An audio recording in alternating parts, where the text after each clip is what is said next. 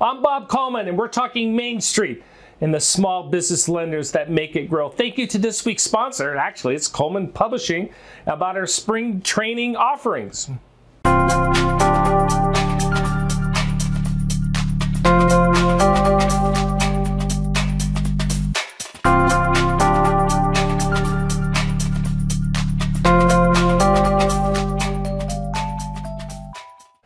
This week's main story is a follow-up on the Nick Patel fraud, and the question comes from Michelle: how do I ensure that my institution doesn't get defrauded? Listen to Chris Hearn, pinch hitting for Lance Sexton last week, and I discuss this.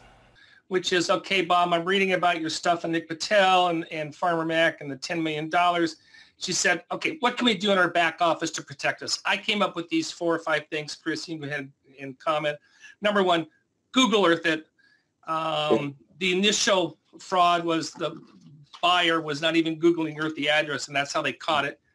Double check for emails or spoofed. In this situation, it was Bank of Brazil, and he was impersonating a Bank of Brazil officer, and the email was Bank of Brazil's SBA.com.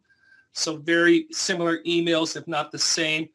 The phone number that was listed was not owned by Bank of Brazil. In fact, they tell the story, Chris, I don't know if you read this. They called up the number, and in the evidence locker next to him on the desk, a phone started ringing. So the cell phone, the Bank of Brazil number went directly to the cell phone that was under the control of Nick Patel. And haven't we seen movies before? They finally verified that that's valid. Now, SBA has a transfer agent, so that's pretty easy to do with Coleman. But USDA, trust me, after this, they will go to some type of transfer agent so you can verify these numbers. But I mean, what am I missing on that list? Is there anything else we should be doing? I mean, I've been lending nationally from Orlando, Florida for over 15 years, and I've always done these things. I mean, you know, Google Earth was a godsend when it came out in terms of being able to make sure that the property's there, look at it, see what's around it, you know, things like that. I guess the other thing I'd probably do is just Google the address in general to see what else pops up. You know, but you know, when you're ordering third-party reports, you know, the appraiser, well, let's back up. When you're legitimately ordering third-party reports and they actually exist and they're real people, you know, you also are relying on them as well, whether it's a commercial appraiser or an environmental firm, you know, maybe a surveyor. I mean, you know, if you're doing a 504 project, hopefully the CDC is probably going to visit the site. I mean, so you've got a lot of other people there. Obviously, if you were committing fraud on the level that Patel did, you know, I mean, anything goes, I suppose. But just simple stuff, like you said here. I mean, pick up the phone. You know, we almost had a wire fraud issue a couple months ago, and it was because somebody didn't pick up the phone. And that's just good best practice. You know, on LinkedIn. Yeah, if you're a bank officer, 95% of us are on LinkedIn these days. Pull up the LinkedIn file to see what the person's experience is. So I mean, we Google our borrowers, for that matter. You know, we see what their online footprint looks like as well. That's one of the simple things that we always do as well. Chris Hearn, CEO and founder of Fountainhead Capital out of Orlando, was the co-host of Office Hours last week. Listen to him and I talk about the economy. We're looking at a rising rate environment. That's a consistent theme of what we've been discussing. Chris, at your institution, do you calculate a little bit higher rates? Well, your stuff's mostly fixed, though, so this probably doesn't apply to you. Yeah, I mean, all of our stuff is fixed rate financing. We don't do any floating rate deals right now, but we have talked about possibly, you know, stressing the debt service coverages, maybe adding an extra 100 basis points to make sure that we're going to, you know, the borrower's going to be okay in the future. But, you know, I don't know. I mean, with my crystal ball, Bob, I'm not sure after a 100 basis point increase throughout 2018, which is what most of the experts are predicting.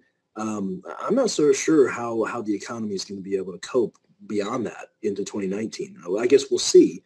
I guess it depends on how much other things start to inflate. But I think we are in a different era. I think we're in a fundamentally deflationary era that doesn't get talked about with some of the exponential technological processes that have happened. It's tough. I mean, I've seen charts where it talks about, you know, how they calculate, you know, the cost of goods and services, and for the most part, yeah, there's some things that have increased, of course, over the last 20, 30 years. But a lot of stuff, you'd be surprised, has decreased. And that's what's keeping inflation down other than the blip that we had in January. The final segment with Chris Hearn and I is about hotel financing. Take a listen. And since you do a number of hotel loans, this comes up from time to time. And the reason why I ask this question is we like hotel lending. It's a nice niche, but guess who doesn't like it when you do too much of it? The regulator. That's so right. It's always a battle.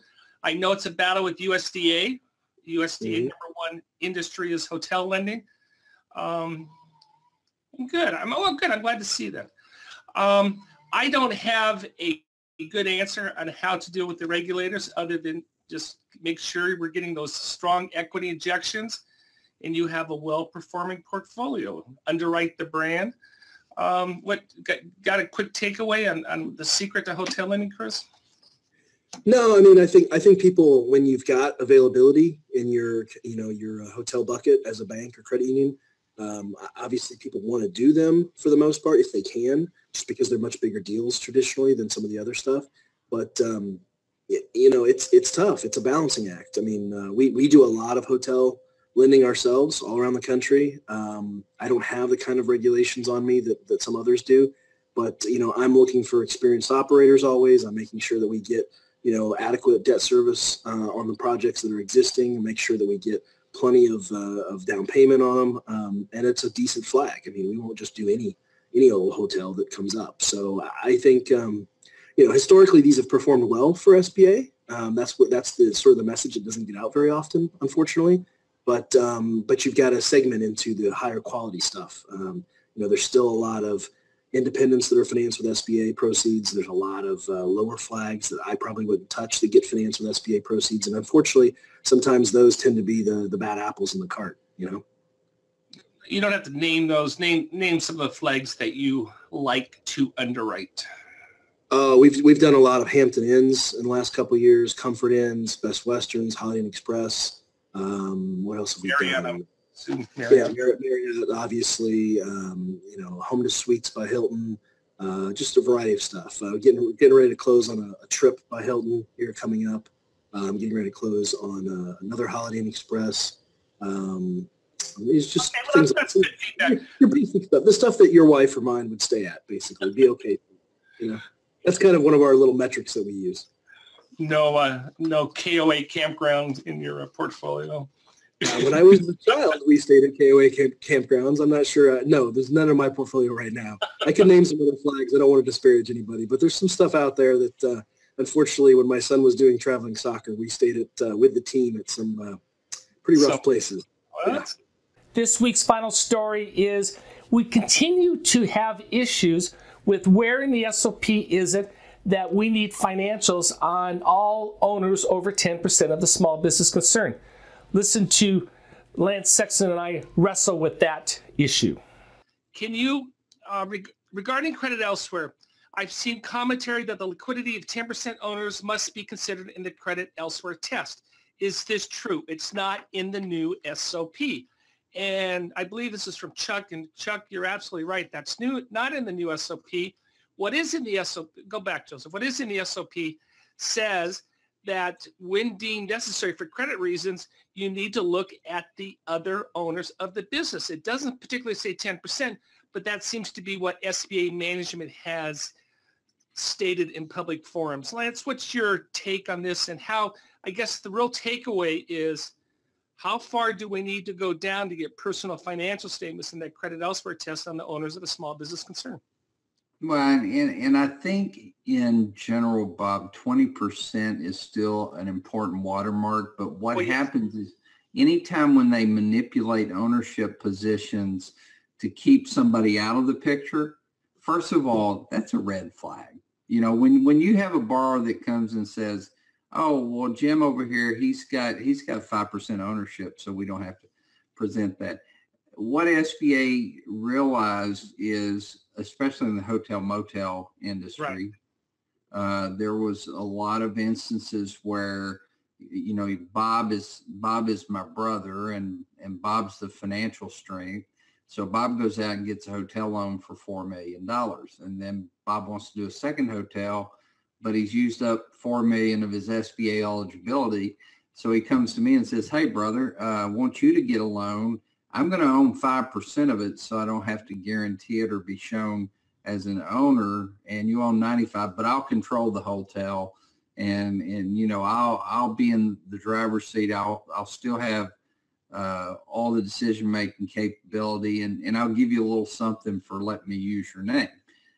There were several circumstances where that occurred. SBA's trying to avoid those circumstances where somebody may abuse their SBA availability by doing multiple projects and having, I think they had one circumstance, Bob, and you and I read about it, where one individual had like $15 or $20 million worth of SBA loans out there where they had 5% ownership positions in all those companies. Yeah. So SBA just wanted to open up the possibility of requiring lenders to look at. Now, it mostly talks about delegated lending, Bob. It talks about delegated lenders need to look at owners less than 20% when they are the financial strength of the project or the key management strength of the project.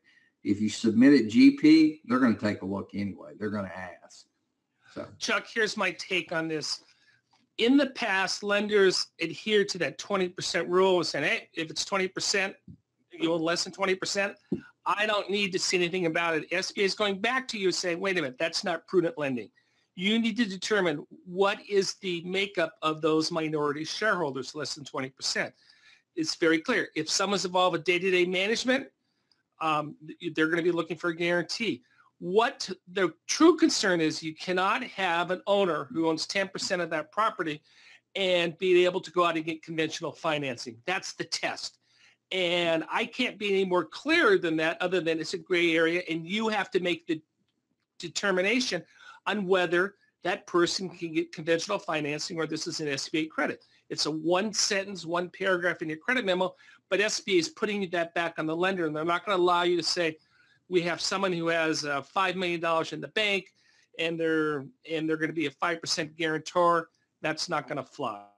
They don't want those shenanigans. Yeah.